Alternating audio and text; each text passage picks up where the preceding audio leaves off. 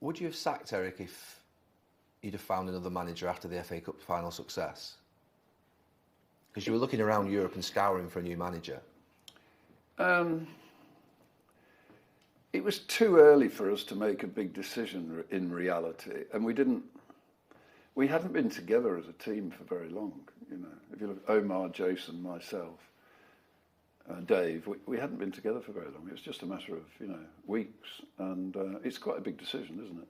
And also, it's quite difficult to, you know, I couldn't. It was quite difficult to extract in that season when we arrived Eric's performance from the structure around him, because obviously the structure around him now is completely different. Yeah. So if I look today, there's a really strong relationship and a really strong support culture for Ruben with Jason. So Jason and Ruben talk to each other 2 or 3 times a day. Omar speaks to Ruben every day.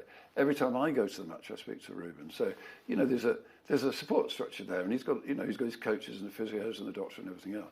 But it was quite difficult to see whether, you know, what environment Eric was operating in. Was it, in other words, was the erratic performance a function of Eric, or was it a function of the organisation? And we couldn't really get to the bottom of answering that question with sort of certainty, I suppose.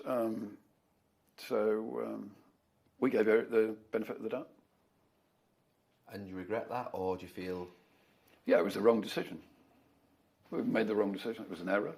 So yeah, I suppose in that sense I regret it. I think there was some extenuating or mitigating circumstances in having made that decision.